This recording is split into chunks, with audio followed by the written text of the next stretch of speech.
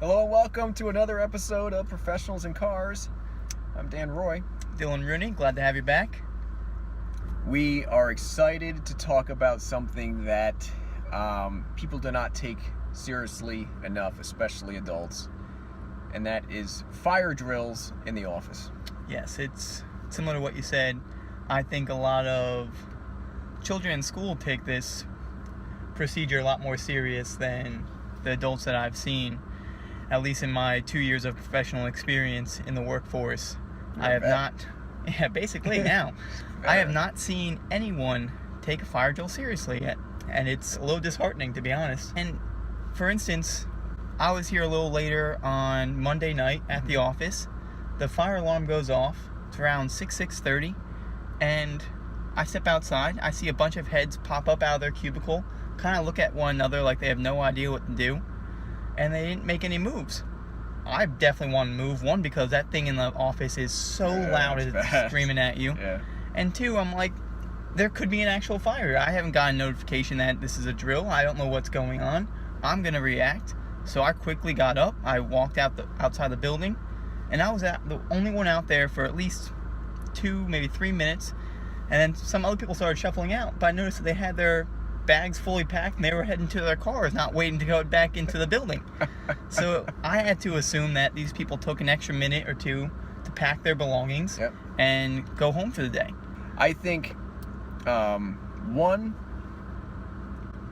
there is never, that I've seen, never really been a formal process provided by an employer since I've been in the workforce of how to handle a fire alarm. Or real fire. I've never really seen one. When I was in New York City, it was a little bit more serious. They would have drills every few months, and then you would have to kind of go into the main hallway, and then the fire guy would come and tell you where the exits are and stuff. That was a little bit more formal. But here in New Jersey, nothing. And I have to agree, I've spoken to one or two other people about this issue because I thought it was a little comical, yet again unfortunate on Monday what occurred. So I brought it up to one or two other colleagues, and they said, similar to what you're saying, in their New York City office, it's a pretty serious ordeal. A fire marshal comes, walks through the exits, and will actually not pass you on certain regulations, I guess, that have to be in place if you do not meet those requirements for their fire safety. And I'm like, I think every office should have that, and every employer should be in charge of making sure that happens. Yep. It's not something you take lightly. I mean, even if there was an email sent to all of us for Monday saying there was going to be a fire drill that week, the reaction should be the same as if there was an actual fire. Absolutely. The drill shouldn't be taken lightly. You shouldn't be packing up your belongings. You should be heading out the building, heading to your designated spot, and someone should be there to take attendance. The real problem here, and why, because you don't know if it was a drill or not. Even if it was a well-known drill, you should take it seriously. I think the underlying problem here rests with, and I kind of do this too, is rests with adults wanting to come across as like confident, cool, calm at all times. Like, I know what's going on around me. I don't need to overreact or show that I'm scared. I'm fine. Maybe it's a little social anxiety. I'm not too sure what exactly is, but I agree. I mean, you don't want to be the one extreme where George Costanza knocking grandmas and clowns out of the way to rush out of an apartment building. Exactly. But at the same time, you should act as if you were still in school, acting in that single file manner and walking out to your designated area. Let's go back to my other job, my lifeguarding job. We were taught never to hesitate. If we see someone that looks like they might be struggling but we're not sure, they're not waving their hands yet, or maybe in a few seconds they're going to be caught in that rip, but they're not there yet, we're taught to make the move right away. If we get to that victim and they are fine, then we're in the same situation that we were on the stand, but at least we know that they're fine. Yep. If we waited too long and didn't react, that could be on us. Yep. And I think it's something that you just have to do. You can never hesitate. I mean, worst case scenario, you do look a little ridiculous, but end of the day, at least you're saving yourself or saving someone else. At least you're being safe. I think that's it. People fear looking silly. I think I'm a victim of that. I used to teach, and I would kind of shy towards being reserved and I would wait till I really saw what the situation was going to present itself as before I reacted. And a lot of times this is to have to do with scuffles with kids and fighting. I didn't want to be the guy that overreacted quickly if the kids were just playing around, because I would look like, one, I was uncool, and two, I would overreact, and then I didn't want to look out of touch, and then I didn't want to get subject to like kids pranking me later or pretending they were in a fight, knowing that I was going to react really strongly. Yeah. So, not the best way to do it, I agree, but I am a culprit. I would always, kind of shy towards being reserved and like, well, let me wait this out. Let me look like I really am confident here. I'm not stressed about this. When I should have making a better move. Yeah, I think at the end of the day, I think the biggest lesson here is not to hesitate. If you have that gut feeling, there's a reason you have that feeling, and to act upon it. 2 drinks of the weekend? Let's do it. All right. I'll start us off, if you don't mind, Dan. Let's do it. I had a few beers this weekend, and I was drinking a very classic beer, the Pilsner Urquell. And I'm probably butchering that name. That's how I say it. That's how I say it. It's how I was taught to say it. But again, I don't know if that's correct. But whatever. Pilsner Urquell, great Czech beer, simple Pilsner, very refreshing. Another good summer beer, I think. But then again, I don't know if every beer I have is a good summer beer, just because I'm drinking beers in the summer. So and you like them. I had so again, kind of the setting. I had a good like a cocktail at a brand new establishment in my hometown. Okay. Long time inn called the Glen Gardner Inn just changed hands, changed ownership, and it needed it. It was still like supposedly a nice place, but it was just kind of musty and old. Nothing was renovated. No offense to those owners, but it needed renovating, and it got new management, and now it's called Humphrey's Tavern.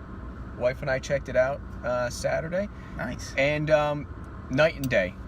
Nice, big, high ceilings, more modern, but still old school, but modern old school. It's like stone walls and all this stuff. And they had a great craft cocktail menu. Okay. I got one of my favorite, Prosecco-based drinks, like I like to do in the summertime. It's summertime drink. Summertime drink, that's the excuse.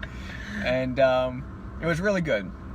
Really good drink, and the vibe was really, really good there. So it's nice to have a good place now in my hometown that I can go to, and I can actually pretty much walk home. That's a big plus, it's too. Even better now. Yeah.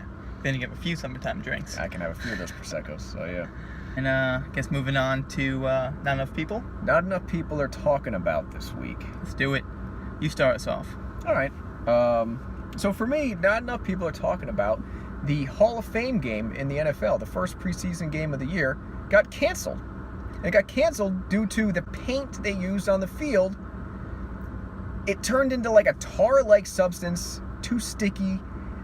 They tried to like heat it to like dry it, I guess. And it made it worse because the rubber pellets they use in the field just got like congealed to it. And they had to cancel the game because of paint. I don't know why they don't use the same paint every single time that they've been using for the last X amount of years on professional, playing fields. What makes this even worse is they canceled the game like an hour before kickoff. And I think that's the biggest problem. I mean, mistakes happen, what have you. And I understand you trying to fix the issue, make sure everyone's happy, make sure you can maybe pull off this game. But how do you cancel a game an hour before? That's unfair to the spectators coming. It's definitely unfair to the players, especially the traveling team that's coming to play. Yep. I would have lost my cool. For me, not enough people are talking about something that I actually saw last week, and I thought everyone would be talking about it, but people have not been. So this is good. So you gave people a week to talk about it. I did. I gave people a week to talk about it. I heard minimal conversation last week. Yeah. And then this week, I asked a few more people. I'm like, "Did you see that?" And they're like, "What are you talking about?" So it failed the test, and now failed the test. So I'm bringing it in. Now, yeah, good. You played that perfect. I want to talk about Luke Akins, a U.S. skydiver that plummeted 25,000 feet out of a plane with no parachute.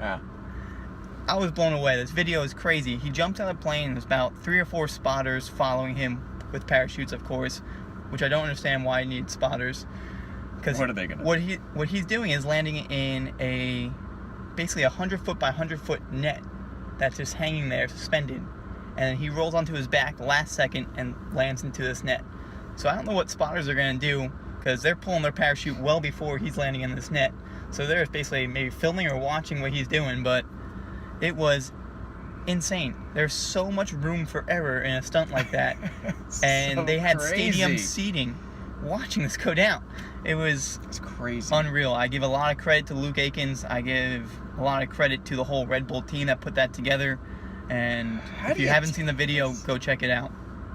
Do workout of the week? Let's do workout of the week. Workout of the week. We started off with our typical warm-up. We ran 2 miles, decent clip as the warm-up. Then we wanted to do some legs. Yeah, and we got into a pretty hearty leg workout. I am still feeling it today. A lot harder than I was expecting. Yes, sitting the last few hours has been tough. Yeah. My glutes are still on fire. Yep. But like Dan said, we did a pretty standard warm-up, 2.5 miles hard pace. Then we jumped right into a circuit that consisted of lunges that we used a kettlebell and did walking lunges. So each step we would pass the weight between our legs. Yep.